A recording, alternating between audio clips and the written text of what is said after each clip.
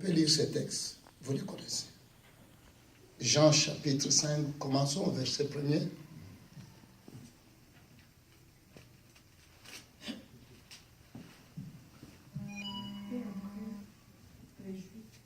Maman, quand vous lisez cette parole de Dieu, révère-la. Amen. Amen. Amen. D'habitude, chez nous, nous préférons quand on lit cette parole, on se tient debout. Même toute l'église, on révère le Seigneur. Amen. C'est lui-même qui est dans sa parole. Alléluia. On la prend avec révérence, respect. Et faites un effort, maman, parce que tu es celle qui est choisie de lire dossier ta voix. Pour une fois. Disez un peu. Peu après. Les Juifs célébrèrent une fête religieuse et Jésus se rendit alors à Jérusalem. Dans cette ville, il y a près de la porte des brebis une piscine avec 5 galeries à colonnes. On l'appelait en hébreu Bethesda. On appelait cette piscine en hébreu Bethesda.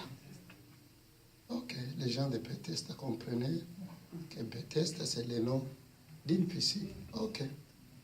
Dans ces galeries, une foule de malades était couchée. Et il y avait une foule.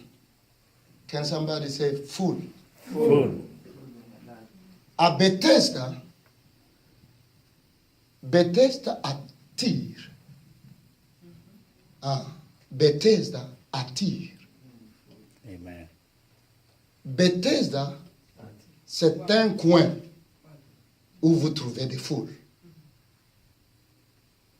Je voudrais dire à quelqu'un qui voit Bethesda dans cette petite chambre que Bethesda, par sa nature, attire. Amen. Ce que vous voyez aujourd'hui n'est pas ce que vous verrez demain.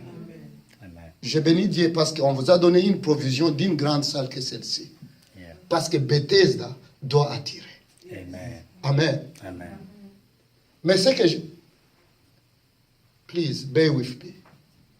Ce que j'aime, la Bible dit, quand Christ allait à Jérusalem, il y avait une porte. Et cette porte s'appelait la porte des brebis. Amen. Amen. À Jérusalem, il y avait une porte appelée la porte des brebis. Je prie mon Dieu qu'à Texas, que Dieu trouve en toi une porte de brebis. Amen. Oh God. Que Dieu trouve en toi une porte de brebis. Yes, Lord. Il y a des brebis qui doivent trouver des pâturages. Yes, Lord. Et ces brebis ont besoin d'une porte. Celui qui est chrétien, il est comme Christ. Et Christ s'appelle, je suis la porte des brebis. Yes. Que mon Dieu te trouve à même d'ouvrir la porte à la foule qui doit se réunir autour de Bethesda francophone. Jesus. Am I talking to someone? Yeah. Oui, maman. Pourquoi tu ne veux pas continuer? Dans ces galeries, des aveugles, des boiteux, des paralysés, il attendait que l'eau fasse devenir. Car un ange du Seigneur descendait à certains moments dans la piscine et agitait l'eau. Le premier malade qui descendait dans l'eau, ainsi agité, était guéri de sa maladie. Quelle qu'elle fût, il y avait là un homme malade depuis 38 ans. Quand Jésus le vit attendu à terre, il apprit qu'il était malade depuis longtemps déjà et lui demanda, « Veux-tu être guéri ?» Le malade lui répondit, « Mais je n'ai personne pour me plonger dans les piscines quand à l'eau est ajoutée. Pendant que j'essaie d'y aller, un autre y descendit avant moi. Jésus lui dit, « Lève-toi, prends ta natte et marche. » Amen. Amen. Lève-toi, prends ta natte et marche. Maman, peuple de Dieu, vous pouvez vous asseoir. Alléluia. Amen. J'ai soif de ta présence, divin chef de ma foi.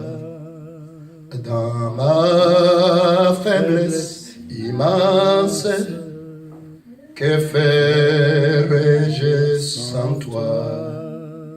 Chaque jour, à chaque heure, oh, j'ai besoin de toi. Jésus aide-moi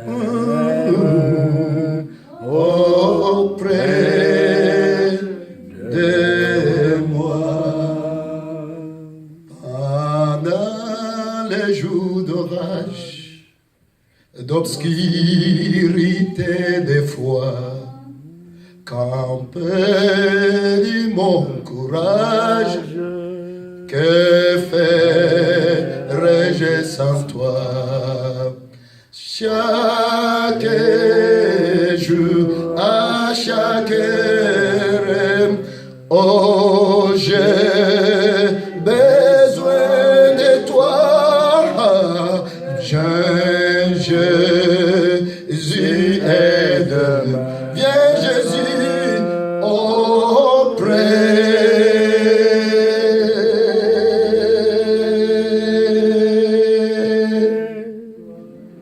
de moi. Est-ce que tu as soif de lui? La Bible dit, dans cette foule, church, je ne vais pas aller très loin. Je vous ai dit, sortez Dieu dans la boîte. Sors ton Dieu dans la boîte et tu verras ce que tu cherches. Amen. Dans cette grande foule, réunie dans la piscine, autour de la piscine de Bethesda.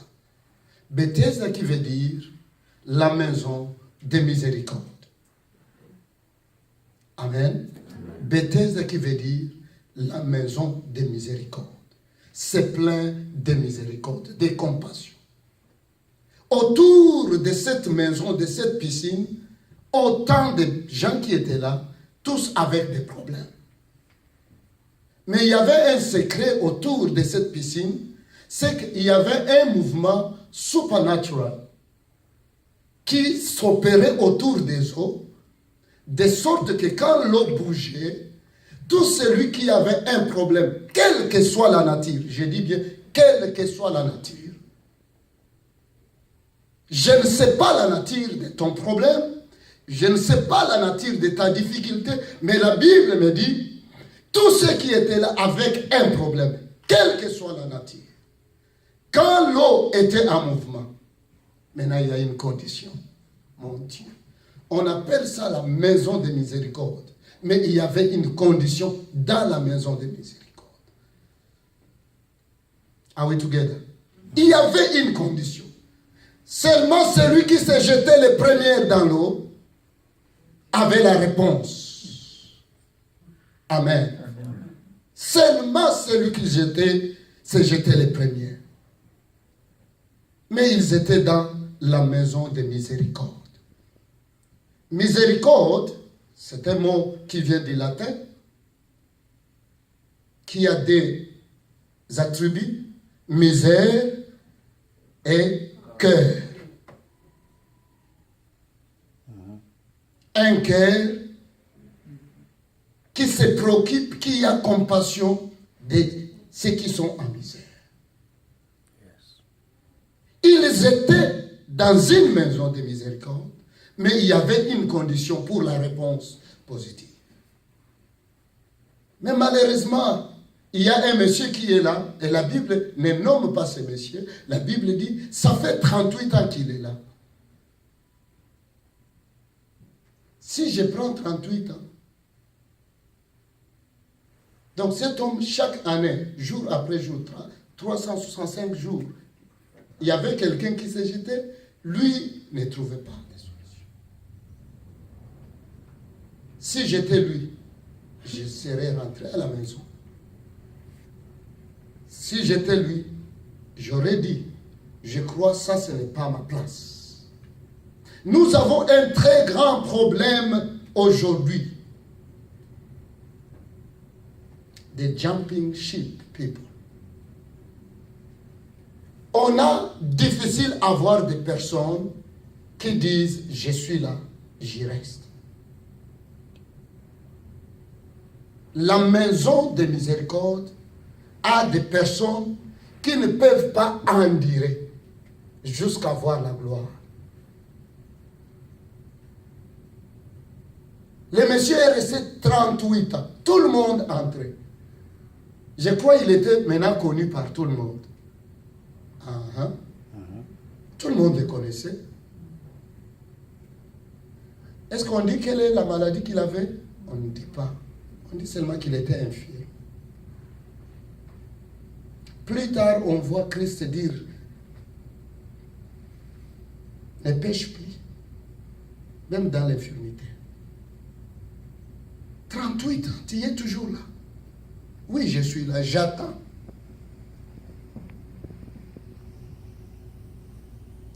Alors, vient ce que je viens de vous dire, qu'à cette piscine appelée miséricorde, il y avait un modèle préétabli par ceux qui y venaient. Que pour être béni, il faut faire ceci. Dieu n'opère que quand l'ange arrive et que l'eau est agitée. Il n'y avait pas d'autre moyen. Qu'avons-nous fait de notre Dieu aujourd'hui? Si nous prions ici et que personne ne tombe, nous croyons qu'il n'y a pas eu la puissance de Dieu. Si nous prions et que personne ne s'agite, on dit les pasteurs là, Nous croyons que Dieu est dans ses manifestations visibles. Mais au contraire, Élie a découvert que Dieu n'est pas dans les manifestations. L'Éternel Dieu